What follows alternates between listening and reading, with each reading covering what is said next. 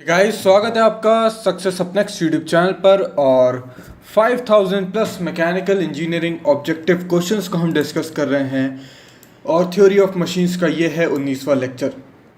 और अभी तक हम 360 क्वेश्चंस डिस्कस कर चुके हैं और अब 361 से चालू करते हैं। मैंने आपको पिछले वीडियो में बताया था एफर्ट क्या होता है। तो जो मीन फोर्स आपकी स्लीव्स पे लगता है for an amount of change in the speed, जो भी स्पीड का चेंज आएगा उसकी वजह से कोई भी परसेंटेज चेंज आता है, उस परसेंटेज चेंज को ही हम यहाँ पे सी से डिनोट करते हैं। ठीक है, तो जो परसेंटेज इंक्रीज हो रही है स्पीड, उसके कारण जो फोर्स मीन फोर्स लगता है आपकी स्लीव्स पर, उसे कहते हैं एफर्ट। और पोर्टर गवर्नर के केस में, अगर पोर्टर गवर्नर कैसा होता है तो आपको पता ही होगा। पोर्टर गवर्नर ये एक मास होता है, फिर ये स्लीव की जो एक्सेस है इधर से पास होता है। मान लो जो दोनों एक्सेस हैं ये एक बराबर हैं, उस केस में आपको ये वाला फॉर्मूला देखने को मिलता है, C times small M plus capital M divided by G. Okay, अगर सर ये जो है बराबर नहीं हुई, उस केस में क्या होता है, ध्यान रखो, E/2 is equal to C upon 1 plus K into क्या होगा, 2 टाइम्स छोटा वाला एम जी प्लस बड़ा एम जी 1 प्लस के। ठीक है, ये जो एंगल होता है ये थीटा होता है, यहाँ पे जो एंगल बनता है बीटा होता है, और थीटा बाय बीटा का जो रेशियो होता है वही आपका कुल मिला के के हो जाता है। ठीक है, तो वहाँ से आपका के आ जाता है, तो के जो हो जाती, और उसके बाद फिर यहाँ से आपको मिल जाएगा, जब आप इसमें ना क्या करोगे, के की वैल्यू 1 रख दोगे, दोनों एंगल बराबर हो जाएंगे, तो हो जाएगा C/2, फिर हो जाएगा 2mg प्लस कैपिटल mg, और यहाँ पे भी 2, तो ये सारे 2 कट जाएंगे और आपको ऊपर वाला फॉर्मूला ही मिल जाता है। ठीक है, समझ में आ गया किस तरीके से होगा। चलो आगे बढ़ते हैं।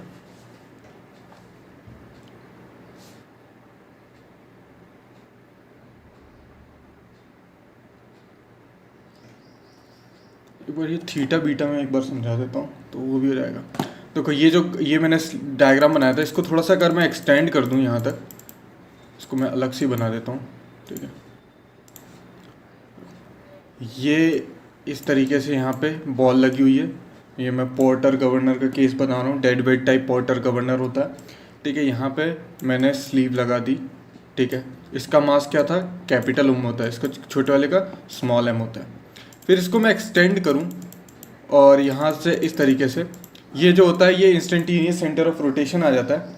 ठीक है, यहाँ पे mg का फोर्स लग रहा होगा। ठीक है, ये नीचे की तरफ mg लग रहा होगा, यहाँ पे कैपिटल mg लगेगा, और यहाँ पे कितना लगता है, m ओमेगा स्क्वायर r इधर तक की तरफ लग रहा होगा। ठीक है, ये जो एंगल बनता है ना, इसे कहते हैं थीटा, इसे कहते हैं बीटा, और k की जो वैल्यू आती है ना वो आती है tan beta by tan theta. ठीक है, तो ये tan beta by tan theta आपका k की वैल्यू हो जाती है। ठीक है, ओके, पावर में क्या होता है, force into sleeve movement. Force तो हमने देख लिया कितना आया था, c छोटा वाला m प्लस बड़ा वाला m इंटू जी आ गया था।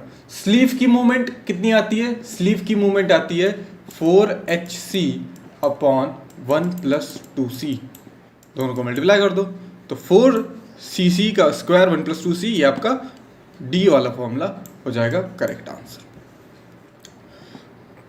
For isochronous porter governor the controlling, जो हमारा डायग्राम होगा वो स्ट्रेट लाइन होगी पासिंग थ्रू ओरिजिन।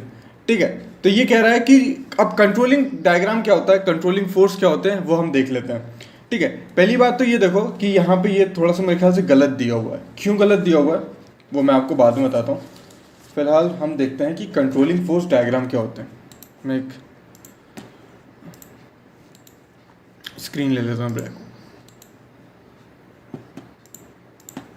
ठीक है, देखो अभी हमने देखा था गवर्नर केस देखा था, हमने एक पोर्टर गवर्नर ड्रॉ किया था कुछ इस तरीके से। पोर्टर गवर्नर का हमने हाफ पोर्टर गवर्नर इस तरीके से होता है। ठीक है, यहाँ पर क्या हो रहा है, ध्यान से सुनो, ये जो फ्लाई व्हील जब रोटेट कर रही है, मान लो किसी रेडियस पे रोटेट कर रही होंगी, तो इसकी वजह से इस पर एक फोर्स लगता है m ओमेगा स्क्वायर r के बराबर। ठीक है, तो ये जो फोर्स है, ये जो सेंट्रीपिटल फोर्स है, ये फ्लाईव्हील पे लग रहा है अलोंग द रेडियस और सेंटर के टुवर्ड लगता है ये जो फोर्स, ये जो सेंट्रीपिटल फोर्स है ना, ये कंट्रोल कर रहा है इस गवर्नर को। ये जो जब हम रेडियस इंक्रीज करते हैं, जब स्पीड इंक्रीज होती है, रेडियस इंक्रीज होता है, स्पीड इंक्रीज होती है, जो चीज़ें होती है ना, उसकी वजह से ये जो फोर्स लगता है, और ये फोर्स जो है mv² का फोर्स, ये सेंट्रीपिटल फोर्स, ठीक है, ये जब इसका ये तो सेंट्रीफ्यूगल हो गया, जो अंदर की तरफ लगता है टुवर्ड द सेंटर, वो सेंट्रीपिटल फोर्स जो होता है वो कंट्रोलिंग फोर्स होता है इन फ्लाई बॉल्स पे, इनको फ्लाई बॉल्स कहा जाता है। तो अगर आप पोर्टर गवर्नर के केस में देखोगे, पोर्टर गवर्नर के केस में तो कौन कौन से जो आपके यहाँ पे, एक तो छोटा वाला mg होता है, एक बड़ा वाला mg होता है, ये आपके फोर्सेस लगते हैं। स्प्रिंग में क्या होता है, स्प्रिंग में आपका एक mg फ्लाईव्हील होता है, बड़ स्लीव की मूवमेंट होती है, और साथ में आपका जो s आ जाता है, ये जो स्प्रिंग की वजह से फोर्स आ जाता है, ये सारे फोर्स यहाँ पे इन्वॉल्व होते हैं, ठीक है। तो जो कंट्रोलिंग फोर्स होता है ना, वो किसके बराबर हो जाएगा, मैंने बताया सेंट्रीफ्यूगल फोर्स, सेंट्रीपिटल फोर्स, तो वो m⍵² r के बराबर हो जाएगा, ठीक है। यानी कि Fc जो है वो प्रोपोर्शनल किससे, r से है। तो इन्हीं को, ये Fc और r के बीच में जो कर्व बनता है उसे ही मैं क्या कह देता हूँ, कंट्रोलिंग फोर्स कह देते हैं, कंट्रोलिंग फोर्स डायग्राम कह देते हैं, ठीक है। इसी का कहते हैं कंट्रोलिंग फोर्स डायग्राम, ठीक है। अब अगर हमारे पास वॉट गवर्नर है, मान लो वॉट गवर्नर हम यूज़ करते हैं, वॉट का गवर्नर है साथ में, या फिर हमारे पास पोर्टर गवर्नर है, प्रोवेल गवर्नर है, तो ये सारे के जो गवर्नर के जो डायग्राम होते हैं ना, ये हमको कर्व देखने को मिलते हैं, कर्व के फॉर्म में होते हैं। और जो स्प्रिंग कंट्रोल गवर्नर होते हैं ना, स्प्रिंग वाले, उसके केस में जो हमारा ये जो डायग्राम होता है, ये हमें स्ट्रेट लाइन देखने को मिलता है, स्ट्रेट लाइन देखने को मिलती है, ठीक है। क्वेश्चन क्या पूछा था हमसे, अगर आइसोक्रोनस गवर्नर होगा तो कंट्रोलिंग फोर्स जो होगी वो स्ट्रेट लाइन होगी, तो पोर्टर गवर्नर के केस में कर्व होगा, ठीक है। तो ये यहाँ पे करेक्ट नहीं होगा, इसको देख लेना, यहाँ पे इनकरेक्ट आ जाएगा, ठीक है, ये तो हमारा इनकरेक्ट हो जाएगा। अब देखो, अब इसके पीछे कुछ चीज़ें होती हैं, वो आपको देखना पड़ेगा, वो क्या होती हैं। देखो, अगर हमको अब इस कंट्रोलिंग फोर्स डायग्राम तो सर हमने समझ लिया क्या है चीज़ें, पर इसका बनाने का फ़ायदा क्या है, ठीक है। कंट्रोलिंग फोर्स डायग्राम बना के ना हम समझ सकते हैं कि जो गवर्नर है वो स्टेबल है कि अनस्टेबल है, ये हम चीज़ जान सकते हैं। चलो ये समझते हैं कि कंट्रोलिंग फोर्स जो डायग्राम है वो बनाए किस लिए जाते हैं, ठीक है। तो उसको समझने के लिए ये समझो कि मान लो हम एक कंट्रोलिंग फोर्स डायग्राम बना रहे हैं, हमने कोई वॉट गवर्नर ले लिया है, कोई पोर्टर या प्रोवेल गवर्नर टाइप का है, ठीक है, और उसका कंट्रोलिंग फोर्स डायग्राम बना रहे हैं। कर्व बनेगा, मैंने बताया कर्व बनेगा, तो इस टाइप का कर्व बन जाता है, ठीक है। ये कुछ पॉइंट होगा R1, ये पॉइंट होगा R2, ठीक है। अब ओरिजिन से लेके एक लाइन खींचो जो इस तरीके से जा रही हो, ठीक है, और ये R2 का पॉइंट यहाँ पे था, ये एंगल जो होगा ये हो जाएगा θ1, और ये जो एंगल हो जाएगा, ये जो एंगल हो जाएगा, ये हो जाएगा बड़ा वाला जो एंगल हो जाएगा, ये हो जाएगा θ2, ठीक है। अब देखो यहाँ पे क्या होता है कि जो आपकी जो n है ना, स्पीड है, वो प्रोपोर्शनल होती है इस थीटा से, ठीक है। n जो होती है वो प्रोपोर्शनल होती है थीटा से। अब देखो, जब R1 यहाँ पे छोटा है R2 से, ठीक है, तो और ये तो हमें पता है R1 छोटा है R2 से, और θ2 यहाँ पे बड़ा है θ1 से, यानी कि θ1 छोटा है θ2 से, मतलब कि n1 छोटा है n2 से। अब देखो, जब रेडियस इंक्रीज कर रहा है तो स्पीड भी इंक्रीज कर रही है। ये कैसा गवर्नर है, ये एक स्टेबल गवर्नर है, ये एक स्टेबल गवर्नर है, ठीक है। ऑन द अदर हैंड अगर कर्व ऐसा होता, कैसा होता कर्व अगर ऐसा होता, कुछ इस टाइप से होता, यहाँ पे एक R1, यहाँ पर एक R2, ये एक लाइन खींची, ये एंगल θ1, ये एक लाइन खींची, ये इधर पास होती हुई, ठीक है, ये एंगल θ2। अब यहाँ पर आप देख सकते हो कि R1 तो छोटा है R2 से, पर जो θ1 है वो यहाँ पे बड़ा हो गया, यानी कि N1 ज़्यादा हो गया N2 से, ठीक है। रेडियस इंक्रीज किया और स्पीड डिक्रीज कर गई, ये कैसा है? अनस्टेबल गवर्नर है, अनस्टेबल गवर्नर है। ऑन द अदर हैंड अगर ऐसा कोई डायग्राम होता, सोचो डायग्राम मेरा ऐसा होता, मैंने क्या बताया था, एक ऐसा डायग्राम है जिसमें स्ट्रेट लाइन है, मान लो, ठीक है, एक स्ट्रेट लाइन है। अब ये स्ट्रेट लाइन है तो ये कैसा होगा? एक स्प्रिंग गवर्नर के केस में होगा। अब अगर मैं यहाँ पे कोई पॉइंट ले लूँ R1 डिस्टेंस पे, यहाँ पे कोई ले लूँ R2 डिस्टेंस पे, ओरिजिन से लाइन खींचूंगा, ये लाइन इसी को ओवरलैप करेगी।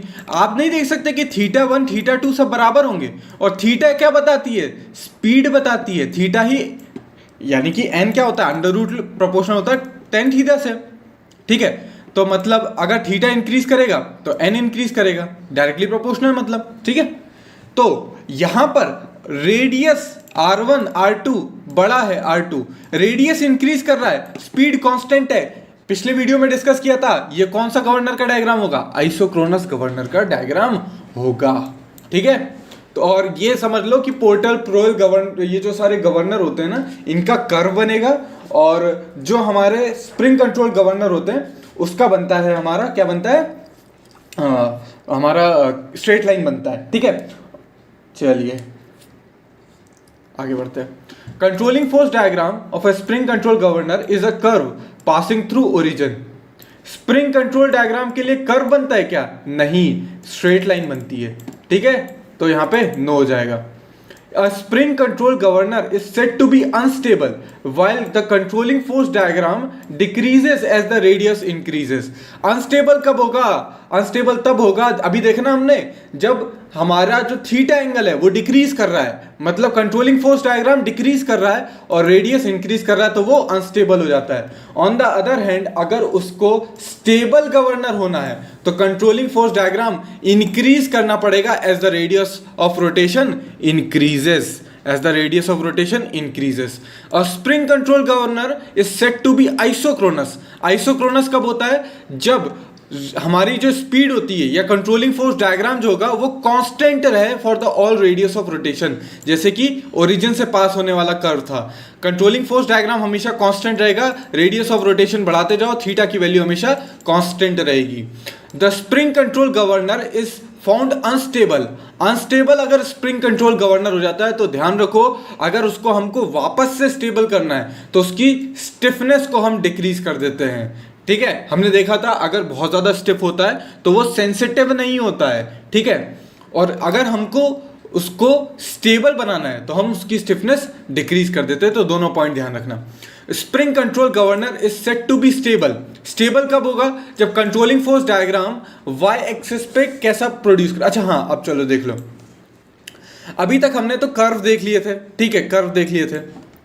अगर आप चाहते हो ऐसा डायग्राम, ऐसा कंट्रोलिंग फोर्स डायग्राम, जब R1, मान लो ये कोई कंट्रोलिंग फोर्स डायग्राम होगा, मान लो R1 पॉइंट पे इसकी ये थीटा है, ये थीटा है, θ1 कह देता हूं। अब जब रेडियस इंक्रीज करेगा, मान लो R2 पे पहुंचेगा, तो ये थीटा बढ़ना चाहिए ना, अगर वो स्टेबल है। अगर स्प्रिंग कंट्रोल गवर्नर स्टेबल है तो जब रेडियस में इंक्रीज कराऊंगा, ये देख रहे हो R2 R1 से ज्यादा है, ये R है यहाँ पर, ये कंट्रोलिंग फोर्स डायग्राम यहाँ पे FC आएगा, तो ये जो थीटा एंगल है ये ज्यादा होना चाहिए, ठीक है। ये थीटा आप देख सकते हो यहाँ पे, ये θ2 हो जाएगा। θ1 छोटा होना चाहिए, θ2 ज्यादा होना चाहिए, पक्की बात है, ये तो हमें पता है। यानी कि R2 पे, अब यहाँ पे ये मान लो ये R2 था, ठीक है, थोड़ा खिसक गया, कोई बात नहीं। अब आपको ये तो पता है, हमको ये तो पता है कि ये दो पॉइंट हैं, ये दो पॉइंट हमको मिल गए। R2 पे जो θ2 ज़्यादा होना चाहिए था, तो मान लो इतना ज़्यादा होना चाहिए था, तो इस तरीके से मैंने बना लिया। अब अगर मुझे स्ट्रेट लाइन ड्रॉ करनी है, ध्यान से देखना, क्या ड्रॉ करनी है? Straight line. क्यों स्ट्रेट लाइन? क्यों स्ट्रेट लाइन? क्योंकि ये एक स्प्रिंग कंट्रोल गवर्नर है।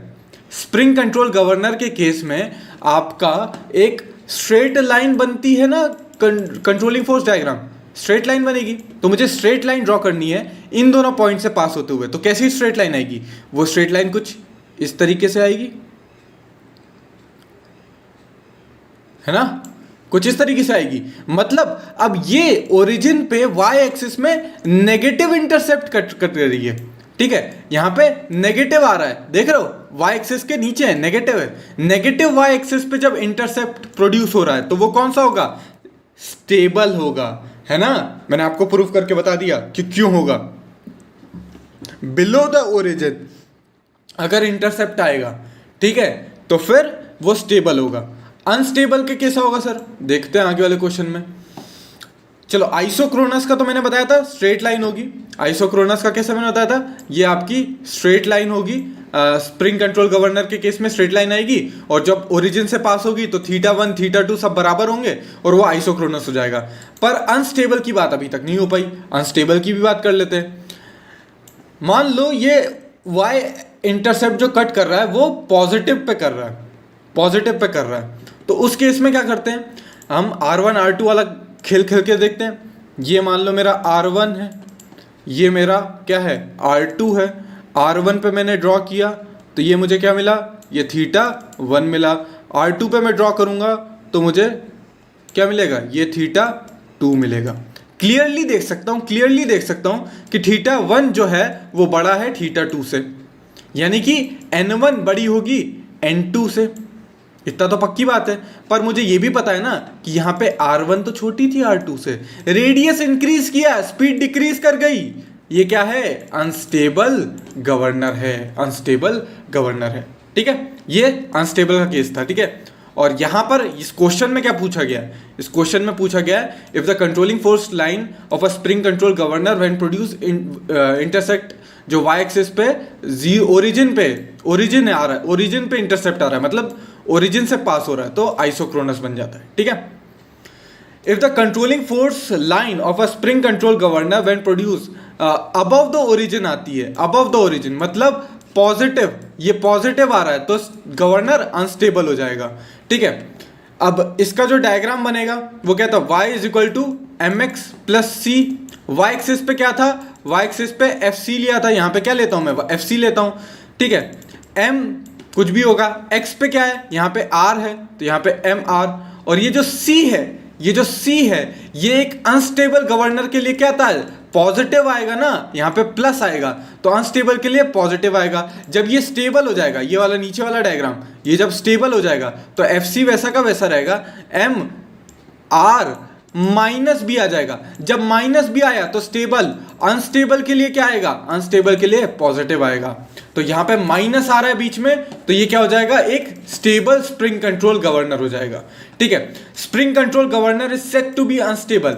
अनस्टेबल कब होगा? F C is equal to M R plus B, या फिर एम की जगह ए कोई बोल देता है, ए आर प्लस बी भी बोल सकते हैं, कुछ भी बोल लो, ठीक है। ए आर प्लस बी होना चाहिए अनस्टेबल के लिए, पर यहाँ क्या लिखा है? F C is equal to A R, F C is equal to A R, F C is equal to A R का फॉर्मूला ये ग्राफ बनेगा ओरिजिन से पास होते हुए। आर को 0 रखो, एफ सी 0, ओरिजिन से पास हो रहा है, मतलब ये तो नहीं है। ये किसके केस में होगा? आइसोक्रोनस के केस में होगा, आइसोक्रोनस के केस में। When the relationship between the radius of rotation और controlling force spring control governor के लिए F C is equal to A R plus B दी हुई है, मतलब अनस्टेबल गवर्नर होगा। अगर हार्टनर गवर्नर को F C is equal to A R plus B है, F is equal to A R plus B दिया हुआ है, और गवर्नर को आइसोक्रोनस होना है, आइसोक्रोनस होने के लिए क्या होता है? F C is equal to A R होना चाहिए, F C is equal to A R होना चाहिए। मतलब बी जो है वो मेरा क्या होना चाहिए? बी मेरा यहाँ पे 0 होना चाहिए। अब आप खुद ही सोच के देखो, ये जो मैंने डायग्राम ऐसे बनाए थे, ये स्लोप क्या है? ये पॉजिटिव स्लोप है ना, तो ए को तो पॉजिटिव होना चाहिए, तो ए पॉजिटिव बी 0, ठीक है। तो यहाँ पे गवर्नर का टॉपिक आज हमने फाइनली कवर कर लिया है। नेक्स्ट आपने देख ही लिया होगा, ब्रेक्स एंड डायनामोमीटर की बात होगी, छोटा सा वीडियो आएगा, मुझे लगता है इसमें ज़्यादा टाइम लगेगा। उसके बाद कैम, फिर उसके बाद बैलेंसिंग, और फिर वाइब्रेशन डिस्कस करेंगे। तो दोस्तों आशा करता हूँ आपको ये वीडियो पसंद आया होगा। वीडियो पसंद आया तो लाइक करो, चैनल को सब्सक्राइब कर लो, बेल आइकन को प्रेस कर लो, वीडियो को शेयर करो जो भी सिमिलर एग्जाम्स की तैयारी कर रहे हैं। Thanks for watching and as always have a nice day.